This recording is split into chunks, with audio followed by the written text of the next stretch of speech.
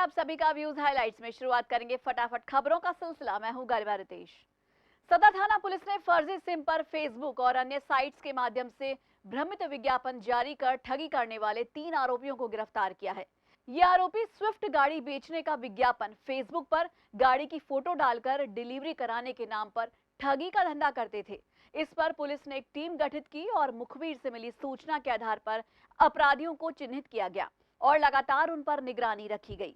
Police ने आरोपियों के कब्जे से 2 मोबाइल फोन और 4 सिम कार्ड जब्त किए हैं। देखिए, जैसा कि आप जानते हैं कि अलवर और भरतपुर और अपना जो ये पूरा एरिया है उसमें काफ़ी मात्रा में लोग जो हैं वो OLX ठगी के शिकार हो रहे हैं और यहाँ से लोग फेक कॉल्स करते हैं, फेक OLX अकाउंट्स बनाते हैं और पूरे इंडिया में परिवादी जो हैं वो FIR रजिस्टर कराते हैं। तमिलनाडु में फ्रॉड होते हैं, लोकेशन अलवर आती है। उड़ीसा में फ्रॉड होते हैं, लोकेशन अलवर आती है। इसी क्रम में हमारी DST टीम, हमारी पुलिस थाना सदर की टीम और जो हमारी साइक्लोन सेल की टीम है, इन तीनों ने एक अभियान के रूप में, क्योंकि OLX के इतने फ्रॉड्स जो हो रहे हैं उसको स्टडी करके कि क्या इनकी मोडस ऑपरेंडी रहती है, उसमें हमने ये संभवतः पहली कार्रवाई है अलवर पुलिस के द्वारा जहाँ पे फेक और फर्जी सिम इशू करने वाले जो रिटेलर हैं उनको भी हमने इसमें मुलजिम बनाकर उनके खिलाफ कार्रवाई की, उनको अरेस्ट किया गया है।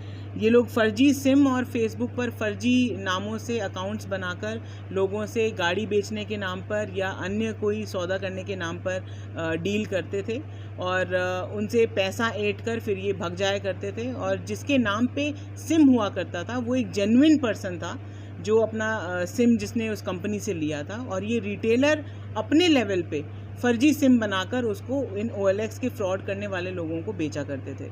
NAB थाना पुलिस ने 2 अलग-अलग जगह कार्रवाई करते हुए अवैध गांजा तस्करी करने के आरोप में 2 लोगों को गिरफ्तार किया है। थाना प्रभारी ब्रजेंद्र सिंह ने बताया कि पुलिस अधीक्षक द्वारा चलाए जा रहे अभियान के तहत अवैध मादक पदार्थों के खिलाफ कार्रवाई करते हुए नमन होटल के पास से कठुमर के ट्रीटपुरी निवासी राधेश्याम जांगिड़ और दूसरी कार्रवाई में गोयल पेट्रोल पंप के पास से देसुला निवासी शेखर सिंह राजपूत को गिरफ्तार किया गया है। पुलिस ने इनके कब्जे से 240 ग्राम गांजा बरामद किया है और NDPS एक्ट में मामला दर्ज कर जांच शुरू कर दी है। आरोपियों के द्वारा बाहर से गांजा लाकर अलवर में किया जाता था सप्लाई। फिलहाल इनके साथ जुड़े अन्य लोगों की तलाश में जुटी है पुलिस। श्रीमान पुलिस अधीक्षक महोदय अलवर द्वारा चलाए गए अभियान के अंतर्गत 2 जगह मादक पदार्थों की कार्रवाई की गई है। ये सूचना मिल रही थी कि छोटी छोटी मात्रा में जो मादक पदार्थों की खेप है उसकी बिक्री और उसका परिवहन जो है वो किया जा रहा है और आमजन को वो बड़ा नुकसानदायक साबित हो रहा है। इसके अंतर्गत कार्रवाई करते हुए राधेश्याम निवासी टिटपुरी कठुमर को गिरफ्तार किया है। ये नमन होटल के पास से उसको गिरफ्तार किया है। और दूसरा जो मुलजिम है उसका नाम शेखर है, ये देसुला का निवासी है। इन दोनों को अवैध गांजा रखने के आरोप में गिरफ्तार किया है। दोनों पर पृथक मुकदमे दर्ज करके अनुसंधान किया जा रहा है। वहीं अलवर उद्योग नगर थाना पुलिस और DST की टीम ने 5 साल से फरार 2,500 रुपए के इनामी आरोपी को गिरफ्तार किया है। पुलिस अधीक्षक तेजस्विनी गौतम ने बताया कि गोविंदगढ़ थाने में दर्ज मुकदमे में एक आरोपी विगत 5 साल से फरार चल रहा था, जिस पर अलवर जिला पुलिस ने 2,500 का इनाम घोषित किया था। इस पर रेप का आरोप है और पुलिस ने इनामी बदमाशों के खिलाफ धरपकड़ की कार्रवाई को तेज कर दिया है। जी, एक 2,500 का इनामी है जो 5 साल से फरार था MIA थाने क्षेत्र का, जिसको हमारी DST और MIA थाना पुलिस ने बहुत ही मेहनत करके जिसको कल गिरफ्तार किया है। और इसी इनामी अपराधियों की और वांछित अपराधियों की धरपकड़ में ज़िला पुलिस जो है वो सदैव तत्पर है और आगे भी हम इस कार्रवाई को अंजाम देते रहेंगे। सोमवार शाम को देश के पूर्व राष्ट्रपति प्रणब मुखर्जी के निधन के बाद राजस्थान सरकार ने सुबह 8 बजे राजकीय शोक की घोषणा की। इधर इस घोषणा से पहले लोग अपने अपने दफ्तरों के लिए रवाना हो चुके थे। ऐसे में लोग अवकाश को लेकर दिन भर असमंजस की स्थिति में बने रहे। सोशल मीडिया पर शोक संदेश के तहत सरकारी कार्यालय बंद रखने के संदेश प्रसारित होने के बाद लोगों को पता चला। नगर परिषद और तहसील कार्यालय में लोग रोजमर्रा की तरह काम करते नजर आए। देखिए, माननीय पूर्व राष्ट्रपति प्रणब मुखर्जी का जो देहांत हुआ आपसे, एक तो उसका हमें गहरा दुख है। दूसरी बात, ये जो आज अवकाश राज्य सरकार ने घोषित किया, अगर ये कल हो जाता शाम को तो लोग मजदार में नहीं रहते। लोग 9:30 और 10 बजे तक अपने अपने काम पे निकल गए। हम जैसे लोग भी बिल्कुल तैयार होकर अपने कार्यालय पे आ गए। तो ये लोग मझदार में रह गए, आधे लोग निकल गए, आधे रास्ते में, जैसे मान लीजिए कि वो जयपुर जाना है या और किसी उसमें जाना है तो वो जयपुर तक पहुंच गए। उसके बाद उनको पता लगा कि छुट्टी है।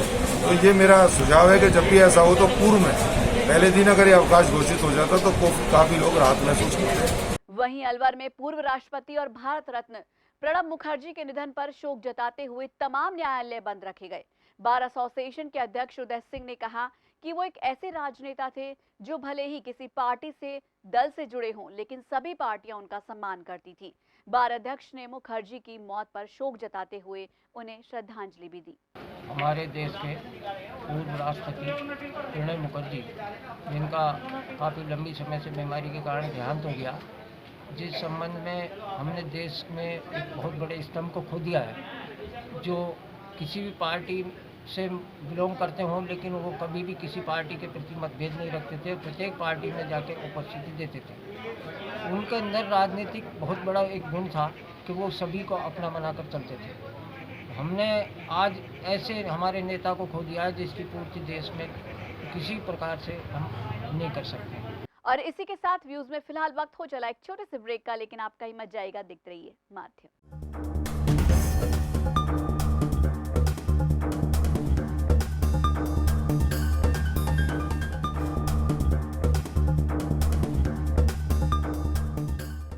व्यूज में एक बार फिर से आप सभी का स्वागत है और अब फिर से रुक करेंगे कुछ और खबरों का।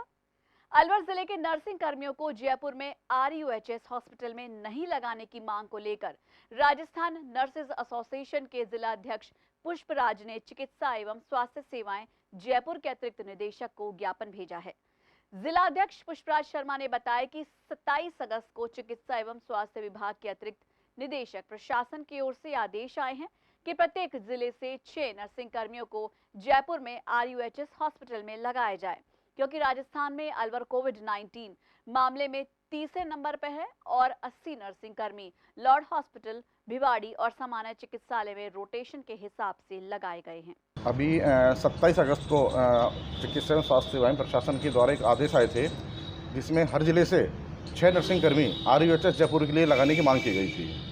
उसमें सभी जिलों से लगाए गए थे, तभी 6 कर्मचारी अलवर से भी लगाए गए थे। इसी वजह में हमने अतिरिक्त निदेशक हमारे चिकित्सा स्वास्थ्य सेवाएं हैं उनके पास ज्ञापन दिया है कि राजस्थान में अलवर कोरोना के हिसाब से तीसरे नंबर पर है और यहाँ पे ऑलरेडी करीब 80 का स्टाफ सामान्य चिकित्सालय, भिवाड़ी और लॉर्ड्स हॉस्पिटल में रोटेशन से लगाया गया है। अगर यहाँ से 6 का स्टाफ रोटेशन से वहाँ भी लगाया जाता है तो यहाँ पे फील्ड के अंदर चिकित्सा व्यवस्थाएं बहुत चरमरा सकती हैं। नर्सिंग केयर में प्रेजेंट में सैंपल की जांच भी नर्सिंग केयर वालों को दे दी गई है, तब सैंपल की जांच भी दे दी गई है। स्टाफ 80 का अलवर में शहर में लगाया हुआ है फील्ड से। तो इन सारी समस्याओं को लेकर के हमने ज्ञापन दिया था। पिछले लगभग 6 महीनों से बंद ट्रैफिक लाइट मंगलवार से शुरू कर दी गई। कोरोना महामारी के चलते ट्रैफिक लाइट्स को बंद कर दिया गया था, लेकिन अब वाहनों की रेलम पेल के चलते ट्रैफिक लाइट्स को शुरू कर दिया गया है। ऐसे में अगर लोगों को परेशानी आएगी तो ट्रैफिक लाइट्स को दोबारा बंद कर दिया जाएगा। अनलॉक के चलते लोग घरों से निकलने लगे हैं। ऐसे में फिलहाल बढ़ते वाहनों की संख्या के दबाव को देखते हुए ट्रैफिक लाइट्स को चालू किया गया है। एक तरफ सरकार जहां पर्यटन उद्योग को बढ़ावा देने की बात कर रही है, वहीं दूसरी ओर अलवर शहर का हृदय स्थल होप सर्कस इस समय दुर्दशा का शिकार हुआ पड़ा है। यह ना तो पर्यटन विभाग की नजर है, ना ही जिला प्रशासन की। इस ओर कोई ध्यान नहीं दिया जा रहा। बड़े बड़े उगते हुए पेड़ों ने इसकी दीवारों को क्षतिग्रस्त कर दिया है। ऐसे में शहर की खूबसूरती को 4 चांद लगाने वाले होप सर्कस पर उगे हुए बेतरतीब पेड़ पौधे इसकी दुर्दशा का बखान कर रहे हैं। जागरूक लोगों का कहना है कि शहर का हृदय स्थल होप सर्कस एक अनूठा पर्यटन स्थल बन सकता है, लेकिन यहाँ शासन प्रशासन की नजरअंदाजगी के चलते इसकी ये दयनीय हालत हो रही है।